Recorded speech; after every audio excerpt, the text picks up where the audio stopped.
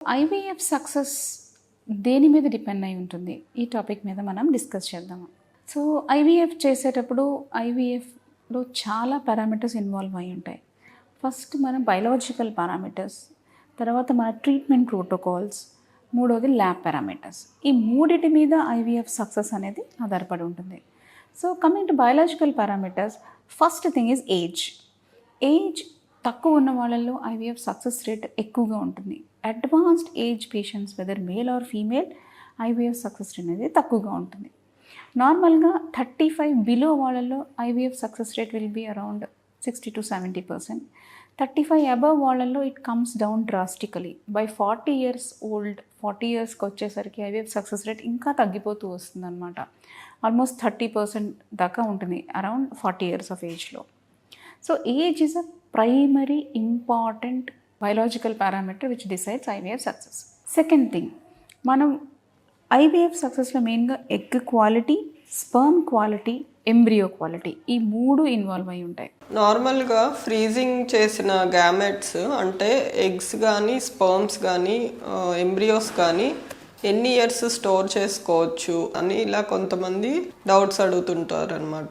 So నార్మల్గా freezing అనేది మనం చాలా సైంటిఫిక్గా ప్రూవెన్ మెథడ్, విట్రిఫికేషన్ అంటాం. ఇప్పుడు ముందు స్లో ఫ్రీజింగ్ అని ఉండేది, ఇప్పుడు మనము ఈ ఐవీఎఫ్ టెక్నాలజీలో కూడా అడ్వాన్సెస్ వల్ల విట్రిఫికేషన్ అనే లేటెస్ట్ టెక్నాలజీతో ఫ్రీజింగ్ అనేది చేస్తాము.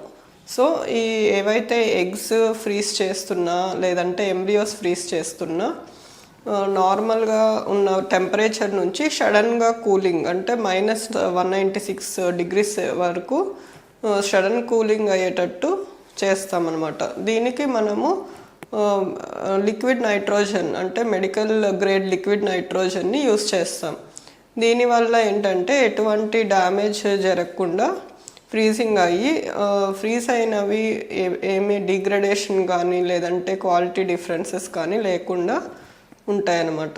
పొల్యూషన్ వల్ల మనకు ఫర్టిలిటీ అఫెక్ట్ అవుతుందా అని మనం చూసినట్టయితే, మనకు పొల్యూషన్ వల్ల ఎస్పెషలీ పెస్టిసైడ్స్ ఇలాంటి వాటి వల్ల మనకు ఫుడ్లో ఎండోక్రైన్ డిస్టర్బింగ్ కెమికల్స్ అనేవి ఉండటం జరుగుతుంది అనమాట. సో ఎప్పుడైతే మనము ఇలాంటి ఫుడ్ కన్స్యూమ్ చేస్తామో మనకు అది ఆడవాళ్ళలో ఎగ్ నెంబర్స్ మీద అండ్ ఎగ్ క్వాలిటీ మీద అండ్ మగవాళ్ళలో సెమెన్ పారామీటర్స్ మీద ఎఫెక్ట్ చూపించే ఛాన్స్ ఉండొచ్చు అనమాట. సో మనము మాక్సిమం మనం తీసుకునే ఫుడ్లో ఆర్గానిక్ ప్రొడ్యూస్ తీసుకోవడం బెటర్. అండ్ దీంతో పాటు మనం ఒక హెల్దీ బ్యాలెన్స్డ్ డైట్ మీద ఫోకస్ చేయడం అనేది ఇంపార్టెంట్ అనమాట. సో స్మోకింగ్ అనేది స్టాప్ చేయడము, ఆల్కహాల్ కన్సంప్షన్ అనేది లిమిట్ చేయడము, అండ్ దీంతో పాటు హై ఇంటేక్ ఆఫ్ కాఫీస్ ఇవి అవాయిడ్ చేయడము, అండ్ ఒక healthy balanced diet with good amount of protein, carbohydrate and healthy fats మనం ప్లాన్ చేసుకుంటే మన ఫర్టిలిటీ అవుట్కమ్ అనేది బెటర్గా ఉంటుంది. Thank you. స్పర్మ్స్ అనేవి ఫ్రీజ్ చేసి ఆ ఫ్రోజన్ స్పర్మ్స్ని మళ్ళీ ఎలా యూజ్ చేయాలి?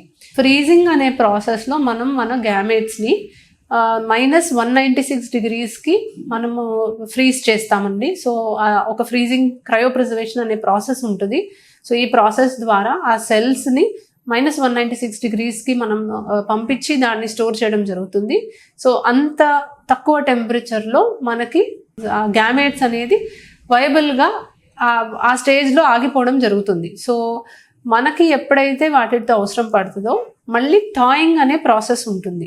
సో ఎలాగైతే మనము టెంపరేచర్ని -196 degreesకి తీసుకెళ్తామో అలాంటిదే థాయింగ్ ప్రాసెస్లో ఆ -196 degrees నుంచి మన బాడీ టెంపరేచర్ అంటే 37 degreesకి తీసుకొచ్చే ప్రాసెస్ అనేది ఉంటుంది.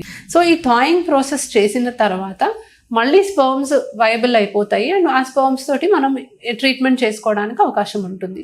Thank you. మనం ఈరోజు HbA1c cut off levels during pregnancy అనేది గురించి డిస్కస్ చేద్దాం. సో నార్మల్గా HbA1c అంటే ఏంటి? సో మీరు ప్రెగ్నెన్సీ కనుక ప్లానింగ్ చేసుకున్నట్టయితే మీ షుగర్ లెవెల్స్ అనేటివి కంట్రోల్లో ఉండాలన్నమాట. గుడ్ గ్లైసెమిక్ కంట్రోల్ అంటారు. సో గుడ్ గ్లైసెమిక్ కంట్రోల్ ఉంటేనే మనకు ఆటోమేటిక్గా న్యాచురల్ ప్రెగ్నెన్సీ ఛాన్సెస్ అనేటివి ఎక్కువగా ఉంటుంది. అండ్ అలాగే కూడా ప్రెగ్నెన్సీ ముందు షుగర్స్ అనేటివి కంట్రోల్ ఉన్నట్టయితే ప్రెగ్నెన్సీలో కాంప్లికేషన్స్, ఎగ్జాంపుల్ అబార్షన్స్ అవనివ్వండి, లేదా బేబీకి జెనెటిక్ ప్రాబ్లమ్స్ అంటే లైక్ కార్డియాక్ ప్రాబ్లమ్స్ కానివ్వండి, న్యూరల్ ట్యూబ్ డిఫెక్ట్స్, ఇలాంటివన్నీ కూడా మనం ఓవర్కమ్ చేసుకోవచ్చు. అండ్ అలాగే కూడా లైక్ ప్రీటర్మ్ డెలివరీ అంటే ముందే డెలివరీ అవ్వడం, అండ్ బేబీ అంటే బరువు ఎక్కువగా ఉండడం, మ్యాక్రోజోమిక్ బేబీస్ అంటారు, ఇలాంటి కాంప్లికేషన్స్ అన్ని during the time of pregnancy అనేది మనం ప్రివెంట్ చేసుకోవచ్చు ఇన్ కేస్ మీ షుగర్ లెవెల్స్ కనుక before planning for pregnancy normal గా ఉన్నట్టయితే. సో ఈ HbA1c టెస్ట్ అనేది మనకి పాస్ట్ 3 months లో ఒక లేడీ యొక్క షుగర్ లెవెల్స్ ఏ విధంగా కంట్రోల్ ఉన్నది అనేది తెలిపే టెస్ట్ అన్నమాట. సో ఇప్పుడు HbA1c చేపించామంటే తన పాస్ట్ 3 months లో షుగర్స్ ఏ రేంజ్ లో కంట్రోల్ ఉన్నాయి అనేది తెలుసుకోవచ్చు. Thank you.